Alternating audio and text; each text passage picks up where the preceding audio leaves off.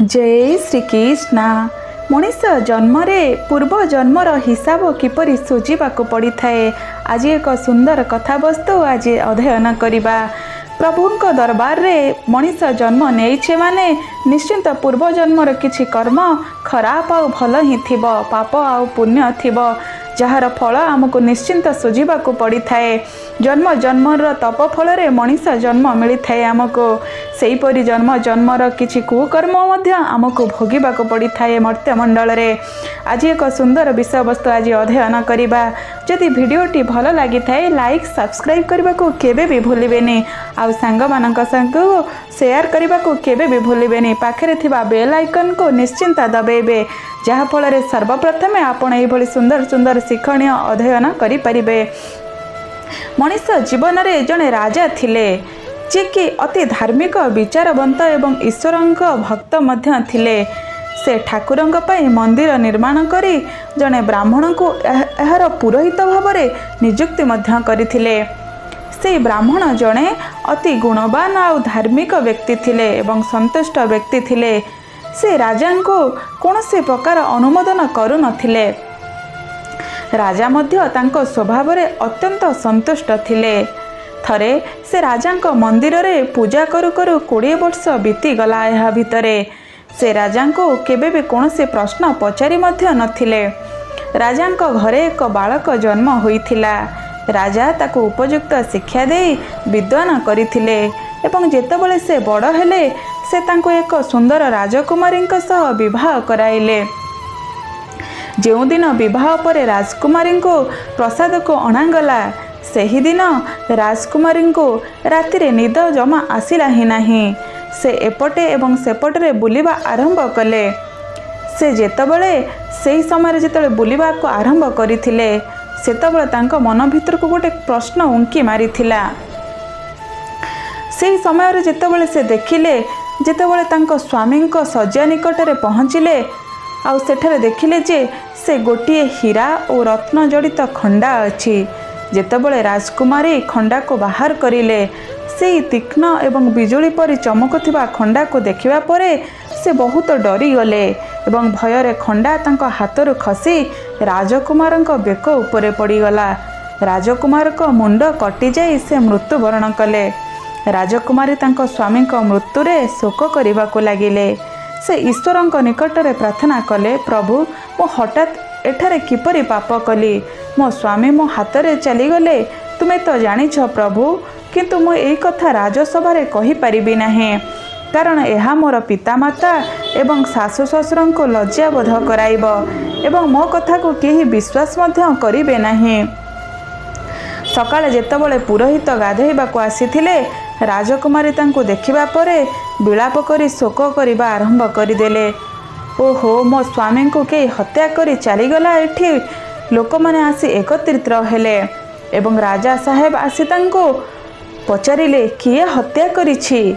से कहिला, मु जाने नहीं से किए, किंतु से ठाकुरंक मंदिर को जाउथिबार देखिथिली। जेतेबेले राजांक समते समस्ते ठाकुरंक मंदिर को गले, सेमाने सेठारे ब्राह्मण को उपासना करुथिबार देखिले। सेमाने तांको धरी पचारिले जे से राजकुमार को काहेकि हत्या कले। ब्राह्मण कहिले, मु राजकुमार को हत्या करी नाही, मु तांको प्रसाद को मध्य देखी ही नाही। भगवान यार साक्षी अटंती। न देखी अपराध पाई काहेकि दायी करिबा ठीक नुहे काहाको। किंतु केही ब्राह्मण कथा सुनिले नाही। समस्ते अलग अलग कथा कहिले। राजांक हृदय रे बारंबार विचार आसिला जे ब्राह्मण निर्दोष अटे। किंतु अनेक लोकंक कहिबा परे राजा ब्राह्मण को कहिले जे मु तुमको मृत्युदंड देउ नाही, किंतु तुमर जो हाथ रे मो पुत्रर हत्या करिछ, मो आदेश देउछि तुमर सेही हाथ को काटी दिया जाऊ। यह कही राजा तांको हाथ कटाई देले। यह उपरे ब्राह्मण अत्यंत दुखित हेले एवं राजा को अधर्म मन करी से देश छाड़ी से विदेश जाई सेठारे कौनसी विद्वान ज्योतिषं को खोजिबा को लागिले एवं भाबुथिले ज्योतिषं को बिना अपराध रे हाथ काहेकि कटिला पचारिबे।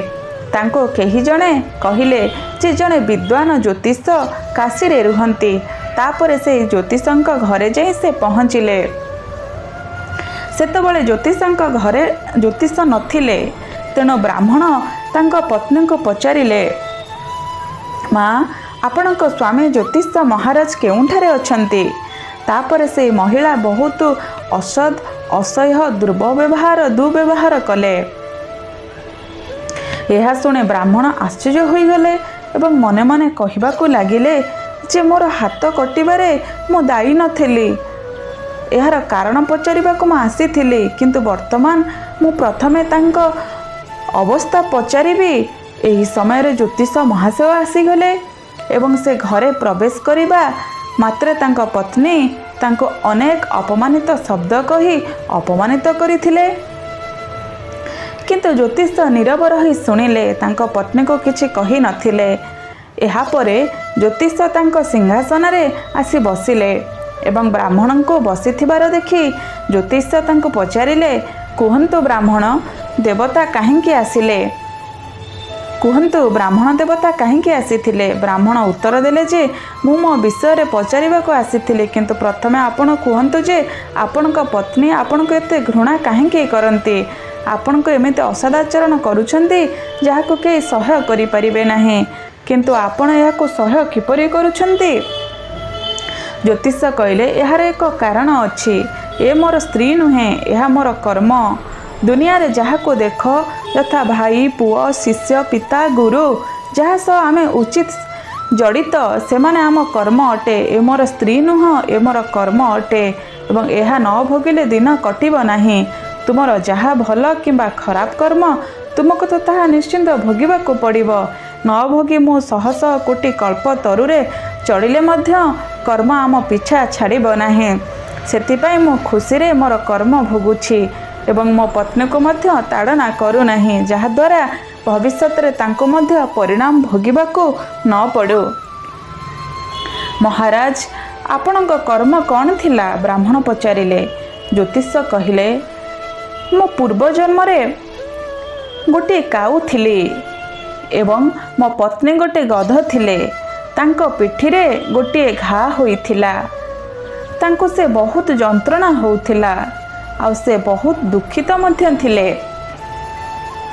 से दुर्बल होई जाइथिले। मोर प्रकृति बड़ दुष्ट थिला। मु तांको पिठी रे थिबा घा को थंटरे खुंपी तांको अधिक दुख कष्ट देउथिले। से जेतेबेले कष्टरे छटपट होउथिले मु ताहा देखि खुशी थिली। मोर भय हेतु से प्रायतः बाहर को बाहरु नथिले, किंतु मु तांको खोजुथिली। जेउठारे भी मिलिले मु खुंपी दुखी कराउथिली। शेषरे मोर जंत्रणा रे कष्ट पाई से गाँ ठारू 10 ରୁ 12 किलोमीटर दूर रे थिबा जंगल को चली गले। सेठारे हरभरा घास खाई गंगा नदी कूल रे थिबा घंच जंगल रे खुशी रे जीवन यापन करबा से आरंभ कले एवं मोर आघात रो बंची जाइथिले। किंतु मु ता बिना बंची पारिली नहीं। तांको खोजी खोजी मु सही जंगल रे पहुँचिली एवं तांको देखिबा मात्रे मु तांको पिठी को जोर आघात करिदेली एवं मोर थंट तांको हाड़ भितरे पशिगला। मु एहा उपरे बहुत चेष्टा कली, किंतु मो थंट से हाड़रू बाहरिला नहीं। जलर भय हेतु से मते छाड़ीदेवे बोली भावी गंगा भीतर को प्रवेश करिगले, किंतु सेठारे मध्य थंट को हाड़ भितरू बाहर करि पारिला नहीं। गंगार प्रबल प्रवाह हेतु आमे दुहे भासी जाई नदीर मध्य भागरे मृत्युवरण कलु। तापरे गंगा प्रभाव हेतु से ब्राह्मणी होईगला आउ मु जने महान ज्योतिष मध्य होईगली। मोर पत्नी मो मृत्यु पर्यंत मते दुर्व्यवहार करी मते कष्ट देव एवं मोर अतीतर कर्मर परिणाम भावी मु एहाको बहन करिबी। मु एथिपाई काहाको दायी करिबी नहीं, कारण एहा करा जाइथिबा कर्मर फलाफल। तेणु मु शांत रुहे। एही सब कथा कहि सारिबा परे ज्योतिष महाराज कहले, वर्तमान तुमर प्रश्न पचार। ब्राह्मण तांकर समस्त कथा कही पचारिले, पापी राजा काहेकि मो हाथ काटिदेले? ज्योतिष कहले जे राजा तुमर हाथ काटिले नहीं, तुमर कर्म हेतु ही तुमर हाथ कटिला। ब्राह्मण पचारिले, केउं प्रकार कर्म? ज्योतिष महाराज कहले, तुमर पूर्व जन्म रे तुमे जने तपस्वी ଏବଂ ରାଜକୁମାରୀ ଜଣେ ଗାଈ ଏବଂ ରାଜକୁମାର ଜଣେ କଂସାଇ ଥିଲେ। କଂସାଇ ଗାଈକୁ ମାରିବା ପାଇଁ ପଛରେ ଗୋଡ଼ାଇଲା ଏବଂ ସେ ଜୀବନ ରକ୍ଷା କରିବାକୁ ତୁମ ଆଗରେ ଜଙ୍ଗଲକୁ ପଳାଇଲା। କଂସାଇ ପଛରୁ ଆସି ତୁମକୁ ପଚାରିଲା, ଗାଈଟି କେଉଁଆଡ଼େ ଗଲା? ଯେହେତୁ ତୁମେ ମିଛ କହିବି ନାହିଁ ବୋଲି ଶପଥ କରିଥିଲ, ତେଣୁ ଗାଈଟି ଯେଉଁଆଡ଼େ ଯାଇଥିଲା ସେହି ଦିଗକୁ ହାତ ଦେଖାଇଦେଲ। କଂସାଇ ସେହି ଦିଗକୁ ଯାଇ ଗାଈଟିକୁ ହତ୍ୟା କଲା ଏବଂ ଗଙ୍ଗା କୂଳରେ ବସି ଚମଡ଼ା ବାହାର କରିବାକୁ ଲାଗିଲା। ସେତେବେଳେ ସେଠାରେ ଜଙ୍ଗଲରୁ ଏକ ସିଂହ ଆସିଲା ଏବଂ ସେ ଦୁହିଁଙ୍କୁ ଖାଇବା ପରେ ସେମାନଙ୍କର ହାଡ଼ ଗଙ୍ଗା କୂଳରେ ପକାଇ ଚାଲିଗଲା। ସେମାନଙ୍କର ଅସ୍ଥି ଗଙ୍ଗାରେ ବୋହିଗଲା। ଗଙ୍ଗାର ପ୍ରଭାବ ହେତୁ କଂସାଇ ଜଣେ ରାଜକୁମାର ଏବଂ ଗାଈ ରାଜକୁମାରୀଙ୍କ ଜନ୍ମ ପାଇଲେ। ପୂର୍ବଜନ୍ମରେ କରିଥିବା କର୍ମ ପାଇଁ ସେ ଉଭୟ ଗୋଟିଏ ରାତି ପାଇଁ ଏକାଠି ହେଲେ। ଯେହେତୁ କଂସାଇ ଖଣ୍ଡାରେ ଗାଈକୁ ମାରିଥିଲା, ସେଥିପାଇଁ ରାଜକୁମାରୀ ହଠାତ୍ ତାଙ୍କ ହାତରେ ଖଣ୍ଡା ପାଇଲେ ଏବଂ ତାଙ୍କ ହାତରୁ ଖଣ୍ଡାଟି ଖସିଗଲା ଓ ରାଜକୁମାରଙ୍କ ମୁଣ୍ଡ କଟିଗଲା ଏବଂ ସେ ମରିଗଲେ। ତୁମେ ହାତ ଦେଖାଇ କଂସାଇକୁ ଗାଈର ରାସ୍ତା ଦେଖାଇଥିଲ, ତେଣୁ ତୁମର ହାତ କଟିଗଲା। ଏହା ତୁମ କର୍ମର ଫଳ ଭାବି ଖୁସିରେ ଗ୍ରହଣ କର। ଜ୍ଞାନରେ ପରିପୂର୍ଣ୍ଣ ଜୀବନ କେତେ ସହଜ ଯଦି ଆମେ କର୍ମର ଏହି ନୀତିକୁ ଗ୍ରହଣ କରୁ ଏବଂ ଜାଣିଯାଉ କି ତେବେ ଅତୀତରେ କରିଥିବା ଖରାପ କର୍ମର ପରିଣାମ ଭୋଗିବା ପରେ ମଧ୍ୟ ଆମେ ଦୁଃଖିତ ହେବା ନାହିଁ, କାହିଁକି ନା ଆମେ ଆମର ମନର କ୍ଷମତା ବଜାୟ ରଖିବାରେ ସଫଳ ହେବା। ଆଜିର ଏହି ବିଷୟବସ୍ତୁରୁ ଯଦି କିଛି ଆମେ ଅଧ୍ୟୟନ କରିପାରିଛେ, ଯଦି ଆପଣଙ୍କୁ ଏହିଭଳି ଭିଡ଼ିଓ ଭଲ ଲାଗିଛି ତାହେଲେ ଲାଇକ୍ ସବସ୍କ୍ରାଇବ୍ କରିବାକୁ କେବେ ବି ଭୁଲିବେ ନାହିଁ। ଜୟ ଶ୍ରୀକୃଷ୍ଣ।